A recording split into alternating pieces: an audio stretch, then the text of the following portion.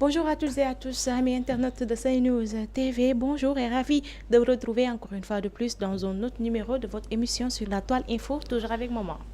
Bonjour Amina nuyu la jaajëfal la bu baax a baax namoon naa la. di yaay également nos charmants amis internautes de Saint-News TV amaat mbégte di leen présenter encore une fois seen émission sur la toile info léegi ñu tënkal leen di gën a fës ci xibaar yi. ayca dañ koy door ak ki nga xam ne mooy Mansour Faye nag yàggul dara mu daal di tontu ki nga xam ne mooy le premier ministre Ousmane Sonko ndax Maman xam ngeen ne ni ki samedi bii ñu génn Ousmane Sonko demoon na foofee ca Ndax Géej dans le cadre de la journée de la deuxième journée de l'édition Set Setal suñu réew bi nga xam ne le président Diomaye moo ko daal di dooroon fii ci Ndakaaru ci Thiaroye ginnaawam demee foofu nag ci ndax Ousmane Sonko daal dina annoncé li nga xam ne mooy l'audit des programmes liés à l'adaptation du changement climatique ci ay kàddoom moom premier ministre Ousmane Sonko xamal na ni nous avons instruit le ministre de l'environnement pour savoir ce qui a été fait, les résultats obtenus, ce qui bloque et pourquoi c'est important de faire l'évaluation avant de se projeter sur les nouveaux programmes ou de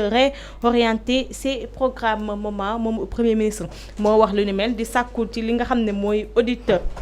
ci gestion wàllum environnement bi ñu génn de même que assainissement waaye yàggul dara ki nga xam ne mooy Mansour Faye daal di koy tontu tey ci li nga xam ne mooy l'observateur dans sa parution du jour tontu na ki nga xam ne mooy le premier ministre Ousmane Sonko xamal na ni ko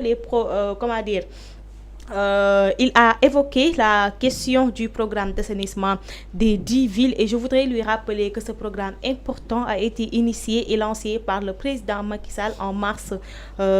2017 à Louga, a-t-il déclaré. Les travaux à Louga sont terminés et dans plusieurs autres villes. Tel n'est pas le cas pour Saint-Louis et surtout dans la zone de Pikine. C'est la raison pour laquelle j'avais essayé d'attirer son attention sur cette question cruciale pour non seulement les populations de Saint-Louis mais surtout dans la zone de Pikine. Xamal na ni ko nag moom bile programme mu jàpp ne dafa baax ba tey mu war koo lancer ay audit ki nga xam ne moo fi nekkoon président di le président sortant Macky Sall moom moo initié woon bile programme tey c'était en mars 2017 à Louga waaye nag ni Louga pare yeneen ville pare noonu Saint-Louis pareegul surtout dans la commune dans la zone de Pikine looloo tax ma ko doon interpeller sax sur cette question waaye ku ne xam na le premier ministre Ousmane Sonko moom ay kàddoom day saf parfois ba da ngay jàpp ne dala koy gaaruwaale waaye yemal foofu ñëwaat na ci li nga xam ne mooy audit yi moom Mansour Faye nee na il est d'accord pour que ñu auditer yi nga xam ne mooy gestion yu fi nekkoon defaat reddition des comptes ba tax na moom nee na bu ñu commencé fouiller ko commencé ci moom ci gestion wu 1000 milliards yi nga xam ni kii di Mimi Touré jiiñ na ko sax ne ni mu ko yoree woon du yoon ba tax mu Mansour Faye sax porte na ko plainte ba ñu war a janoo ak justice le 27 prochain. mu nekk loo xamante ni peut-être ñi ci xaar yeneen yi nga xamante ni yeneen autorités yoo xamante ni bokkoon nañu ci gouvernance su Macky Sall. De toute façon mu nekk loo xamante ni dañ koy saluer ñun tamit. parce que ni mu ko waxee nii livré na boppam ce qui veut dire que moom peut-être gëm na boppam. gëm na ni laalewu ci dara moo tax mu daal di d'accord ci li nga xamante ni rek moom moo di audit boobu wante tamit nee na accusation yoo xamante ni am naa teg nañ ko ci ndoddam rek accusation yu fausse la. moom nag nee na jëm ci coowal Covid bi. ak yeneen yu ni mel moom ki nga xamante ni moom moo di Mansour Faye nee na mu ngi défier quiconque ku mu mën ci doon. dara mënul tegu ci kawam loo xamante ni rek dafay jëm ci wàllum njuuj njaaj Amina. Ousmane Sonko li muy wax dañ koy ibbil bunt yi permettre ko mu daal liggéey parce que xaalis ay milliards et des milliards bu ñu ko dugalee ci ay projet bëgg nañu am ay résultats d'accord président Macky Sall moom moo initié woon mais état continuité la bu ñu ko fàtte. aywa bu ma ci noonu la ñu daal di wéyale ak li nga xam ne mooy wàllum politique bi mais cette fois-ci on va parler de la LONASE ak nga xam ne mooy njiit bi di Toussaint Manga xam ngeen ne ni ki semaine bi ñu génn plus tard vendredi coow lu bari amoon na ci li ma di doon wax que ni Toussaint Manga dafa dàq ñu toll ci 500 personnes yi nga xam ne ñoo doon liggéeyee ca LONASE commentaire yi nag bari woon na ku nekk di yëy yàbbi ci mbir bi le waaye nag moom mi nga xam ne mooy Toussaint Manga génn na à travers un communiqué daal di leeral li nga xam ne mooy mbir mi Maman bu ñu sukkandikoo ci communiqué boobu moom xam le na de au lieu de 500 personnes 173 personnes ñoo génn foofee ca LONASE te kenn dàqu leen c'était des prestataires yoo xam ne dañu faa amoon contrat seen contrat nag ba mu jeexee kenn renouveler waatu ko looloo tax ñoom ñu daal di génn ci barabu liggéeyukaay boobu maman. mu nekk loo xamante ni sénégalais comme on dit Amina duñu sos mais dañuy yokk tout le temps nañu bàyyi di yokk nag 173 prestataires la ñu woon ak contrat lañ fa nekkee woon contrat bi jeex na donc il faut ñu renouveler ko soit ñu daal di koy dakkal donc dañ ko dakkal mais nekkul loo xamante ni rek en aucun cas licenciement daf caa daal di am loolu nag dafay am solo muy génn di leeral ak képp ku mënti doon tamit bu fekkente ni tuumaal nañ la wala waxal nañ la loo xam ne amul sénégalais yi mérité nañu xam li nga xamante ni moom mooy dëgg bi l'opinion publique également dañoo am seen vision di xool di analyser di tirer ay conclusions c'est bien Amina. Effectivement ba ci noonu sax la gaal génnee wax ak ñi nga xam ne ñooy askan wi ci noonu la ñuy jaaree daal di dem tribunal de Dakar cette fois-ci nag ñu fekk nga xam ne mooy Diop Sy avec cette très mauvaise nouvelle. Le verdict vient de tomber pour le maire de Tivaouane, Demba Diop dit Diop Sy. Le tribunal de Dakar l'a reconnu coupable de destruction de biens appartenant à autrui, informe la Libération dans sa parution du jour. Il est condamné à payer 1,93 634 150 francs CFA à Abdou Samba Sy et consorts, selon le journal, qui précise que les demandeurs ont été déboutés de surplus de leurs demandes sans évoquer le contentieux. Il est révélé que le tribunal a mis hors de cause l'État du Sénégal et la commune de Sangalkam qui était poursuivi en même temps que Diop Sy. Voilà, avec cette très mauvaise nouvelle pour Diop Sy, vraiment li mu war a fay bari na 1,93 634 155 francs CFA. moom la war a fay ñi nga xam ne ñooy Abdou Sy ak ñetta topp pour il est accusé de de destruction de biens appartenant à autrui. maanaam dafa yàq li nga xam ne mooy moomeelu jàmbur la comme on dit, mais comme yoon dafa am ci réew mi nañu fay rek, mais li mu nar a fay takku na ci koppar, mais réew mi nag am na xaalis Amina, c'est que dafa féete boor rek mais nag nañu fay parce que nit am alalam nga daal di koy yàq tamit yombul te du benn nit donc ñu bari la Amina. Espérons que ni ñu ko waxee nii dina ko fay, ñooñu tamit mën a récupérer li nga xamante ni moom mooy seen ay biens Amina. Effectivement maman Adja dañu daal di jeexale li nga xam ne mooy taw démb bi Thiès taw na wala taw. da doon wicc-wiccal rek da doon toog tuuti inondé guñ mais fii inondé nañ Dakar lóor nañ Touba lóor na Kaolack lóor na ba tax ki nga xam ne mooy le docteur Cheikh Tidiane Dièye ji ministre bi ñu dénk wàllum assainissement moom démb mu waroon dem foofee ca barrage de Diama xooli travaux yi nga xam ne ñoo ngi ko fay amal pour wàllum ndox mi Lac de Guiers bi ñu gën a am ndox, waaye dafa fekk taw da koo def ci yoon wi comme ñoom dañuy suivre li nga xam ne mooy actualité mu gis que ni Kaolack fi mu toll nii la population de Kaolackoise avait besoin de lui ci doon daal di détourner li nga xam ne mooy yoonam daal di dem foofee ca Kaolack nekk au chevet des Kaolackois. Et comme ni mu leen ko waxee nee na leen je suis venue à Kaolack dans l'urgence quand j'ai appris ce qui se passait à Kaolack ce matin dimanche entre 6h et 12h. De fortes quantités de pluie se sont enregistrées avec une forte intensité entre 10 et 11h. On parle de 58 mm en un laps de temps. Par conséquent, dans les quartiers où il y a un dispositif d'assainissement, ce n'est pas évident à Fortoirie, dans ceux qui ne disposent pas d'infrastructures, l'eau va stagner un long moment, a indiqué le ministre. Il a révélé le fait que des exutoires ont été obstrués par l'action humaine avec le déversement des déchets. Du reste, il a constaté qu'il y a de l'eau dans certains quartiers alors que dans d'autres des inondations n'ont pas été notées. Mi nga comme ni ñu ko xamee ñun ñëpp gisee ko ñun ñëpp démb à travers li nga xam ne mooy télévision yi nga xam ne mooy le docteur Cheikh Tidiane Dièye démb demoon na fi nga xam ne mooy Kaolack li mu leen wax nag moment mooy inondation yàgg na fi du ren la am du ma ne nag dina fi jóg ba fépp ci Sénégal lootu taa waaye dinaa def sama kéemtalaay kàttan ba li nga xam ne mooy inondation yi wàññeeku ci gox yi muy Touba Kaolack Diourbel Thiès yéen feneen ak feneen. am nañ si yaakaar Amina, espérons que liñ leen fi tegeek léegi yàggagul même pas 3 mois wala su ko yemee ci la yem. Donc bien sûr que ces 100 jours président Diomaye Faye def nañ ko. def nañ ci bilan, espérons que ni li ñuy sàkku ci ñoom dinañ ko am jëm ci inondation inondation yi parce que mbënd mi metti na Amina. te bul fàtte que ni ñi nga xamante ni ñoo ci loru tamit metti na. espérons que yàlla dinañu may nawet bu barkeel te ñëpp daal di ci mucc bu baax a baax mais attentes yi bari na à ce niveau. bari na te mënul xaar li nga xamante ni moom mooy premier mandat bi di jeex. nañ ci soobu nu mu gën a gaawee. audition yi nga xamante ni lancé woon nañ ko aussi nañ ci gën a jublu comme ça lépp loo xamante ni tegoon nañu ko pour inondation yi. ñu xam ku ci nekk fan nga ci takkee ak lan nga ci dugal. et toujours ce sont les mêmes paroles ñi nga xam ne ñooy population bi à chaque fois boo lay xoolee da ngay am yërmande ci seen biir parce que li nga xam ne mooy kër yi inondé da nga fay gis ay xale yu ndaw yoo xam ne du wóor ak ndox mi ndax lu ne jëye ju nekk mën na leen faa dal mais comme que ministre bi fi mu toll nii mi ngi au chevet de la population dañ koy ñaan mu gën a baral li nga xam ne mooy liggéey bi bu ko defee taw yi di ñëwaat bañ a impacté comme ni mu impacté wee ci tawu démb bi comme même si dafay soog a commencé sax à ce moment. am na solo Amina voilà merci beaucoup ñu jaajëfal la ci noonu également la ñu nuyoo nos charmants internautes de SeneNews TV amat mbégte teew fii di leen présenter di gën a fës sur la toile ñu gën ko xam sur l'actualité people Amina. mbaa xam nga ne balaa kenn xewati ci réew mi waxuma la takk jàkka de mais takk réception balaa ngaa xewati di nga tàggu Viviane Chidid Ndour man maa ko bëgg. en tout cas woon na ni daal doole yamul te boo mënee rek mën nga. boo mënee rek mën nga Amina mbaa xam nga loolu. awul jiixi jaaxa Amina boo mënee rek mën nga ñu daal di dikk ci teraanga yi nag xam nga làngu nday yeeg yooyu dafa am Amina. te loolu Sénégalais dañ koo fonk. man je croyais que Amina. kii Viviane tubaab la xamul loolu. mais Viviane dafa dóor. mais lu tax elle a tapé fort. yow ay bàjjenu Zeyna Ndour waaye comme ni ko Ahmed Cissé woowee borom lam yu diis yi. yu ëpp na.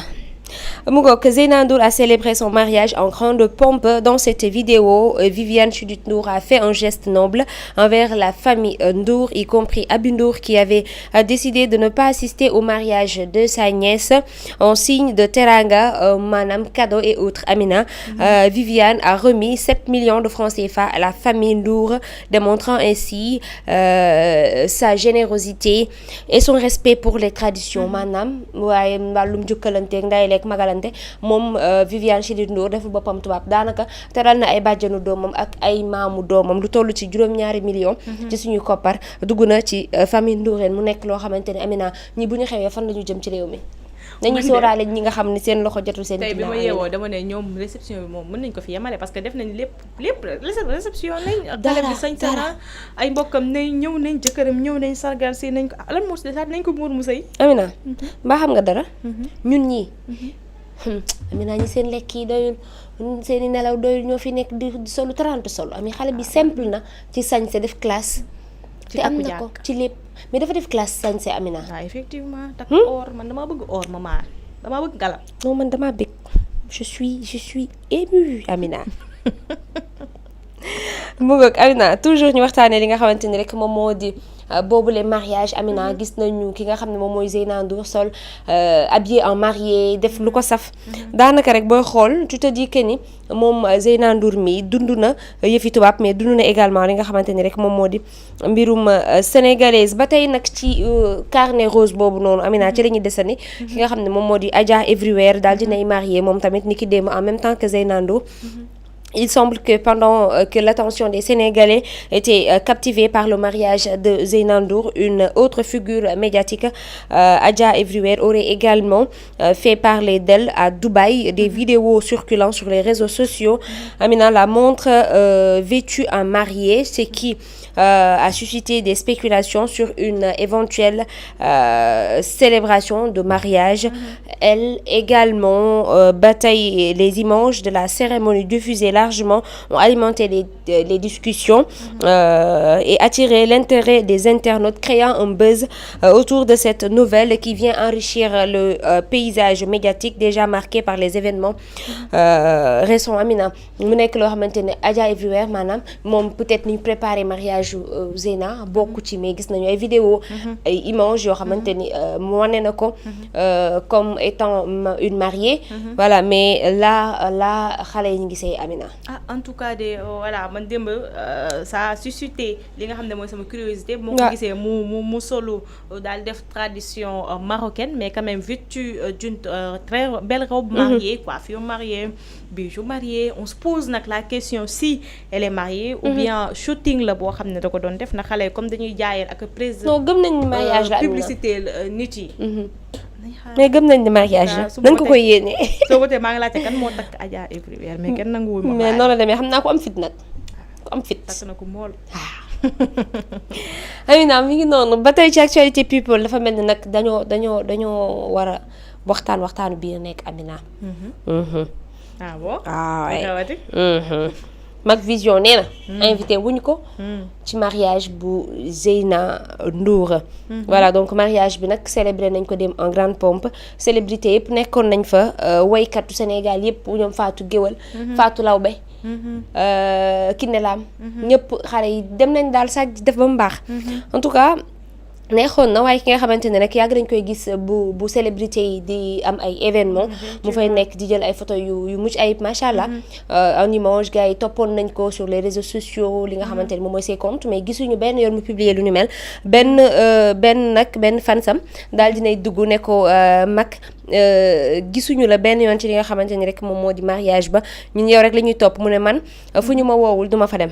waaw ñu bari nag ñu ngi commenté ci bile post mu def wante ñenn ñi nee nañu dafa war a dem dañ kaa war a invité mais ñeneen ñi tam nee nañu accepter li nga xamante ni ñoom ñooy célébrité seen ay décisions ak seen ay choix. effectivement ça ne veut pas dire que yow yaay defara ñëpp rek. ñëpp et surtout Mak Vision c'est pas le seul photographe du pays. donc ñu ngi koy dàkkantele li nga xam ne mooy le photographe du peuple mais quand même c'est pas le seul photographe du pays. am na ñeneen ñu nga xam ne ñu ngi fii di photo seen mën trop li ñuy def mu rafet trop. tey set peut-être que ni Zeyna a choisi voilà un autre Sénégalais peut-être que c'est un Ivoirien c'est son choix personnel c'est son mariage moom mooy xool ku ko neex ak ki mu bëgg mu fotool ko alors nañ ci mandu rek di xaar ko ci beneen bés parce que moom daa mën bés moom mën tàkku saa mu ngoog jamono ji moom moomee vent voilà Ngaaka Blindé gis nañ ko Amina keroog mu daal di yëkkatiwaat level bi ba ca kaw a kaw comme on dit high level moom nag Ngaaka Blindé sort un incroyable hit pour Modou Lo et cite la réaction des lutteurs gis nañ ko niki démb aussi Ngaaka Blindé moom bokk na ci waykat yi nga xamante ni choisir nañu leen ngir ñu génne waaye jëmale ko ci làmb ji nga xamante ni moo dox ci diggante Siteu ak Modou Lo waaye nag daanaka rek yàggul di dugg ci domaine bii nii di way ay mbër et autre wante nag li mu way neex na saf na am na Maria Touré la non Amina da nga koy déglu nga xam ne kii non il a travaillé. dafa mën. bind na mais mbëri ci boppam dañoo kontaan Modou Lo bàqu way ko tagg na Siteu nee na Siteu mën na bés day dóore bu jàppee Modou da koy dóor dégg na ni Modou bu jàppee Siteu da koy dóor yooyu yëpp waaw ba ngaa ko fu mu déggee yooyu yëpp tamit dara amagul woon. nee na dégg na yooyu yëpp de. dafa gis nag parce que ñoom ñaa gis na ku ci nekk sa combat ñi nga xam ne noonu nga koy doxalee man dégloo guma sama mais après dinaa leen déglu ko xool lu ma jot. loolu da la wax moom. yàlla wax loolu moom wax na ko waaye Amina Viviane Chidid Ndour teral na Aby Ndour te Aby nag li ma gën a jaaxal nag mooy moment Aby nekkoon voilà mu ngi noonu loolu moo jar a lijjanti ci concert ba mu nekkoon Aby voilà au moment bu ñu takk Zeyna Sénégal yëpp dagg daje ci li nga xam ne mooy xew mi ñëpp ñëw ñëpp ñëw daal mu neex trop Aby ma nga woon Aby's Garden ci restaurant am di yaataa yu mbay di jaayu ak Papa Cheikh ñu koy woy lu neex muy battre yor xaalis bi nii di ko joxe Amina lu doy waar mu nekk loo xamante ni suscité na curiosité sénégalais yëpp parce que dafa nekk loo xamante ni sénégalais yi ñu ngi ko doon xaar nag ñu naan dina dem wala du dem ci lu ne mais coow day jeex nañuy rafetal àdduna am solo Amina effectivement te bàjjen mooy bàyyi kenn amul lu dul sa bésu doom te comme Zeyna benn la ci yaayam benn ci papaam benn bu jigéen ci ndey ci baay alors waroon naa ñëw rek malgré lu mu jotee ak Viviane jote mënoon nañoo comme doomam Binouche mënoon nañoo parce que nee nañ que ni c'est lors de ces grands événements yi nga xam ne ñoom la famille bi day ressouder waat jubóowaat tout à fait mais bon aussi ñëwul quand même on a fait la fête ay peut-être di ci biir nag xamuñu ko day na waar non Amina mu ngi noonu c'était l'essentiel de l'actualité politique ñu bàyyi la nga tàggatoo ak internet yi ay ca mama rafet na di jaajëfal ñi nga xam ne ñoo ñu doon seetaan sur SeneNews TV di leen wax dee wéy duñu topp sur nos différentes plateformes pour di am li nga xam ne mooy actualité ci réew mi ak ci bitim réew surtout nag fi ñu toll ak les élections législatives foofee ca France bu ngeen bëggee xam information yu fay tukkee yooyu yëpp moment dañuy dem abonné fi nga xam ne mooy suñu service premium pour pour pouvoir bien être informé. mu ngoog am na solo daw leen gaaw ngeen abonné massivement ci li nga xamante ne moom moo di SeneNews Premium comme ça ngeen di am ay informations en temps réel mais également des informations exclusives. Amina, on se donne rendez-vous demain inchallah à la même heure. D'ici là, portez-vous bien et gardez le sourire.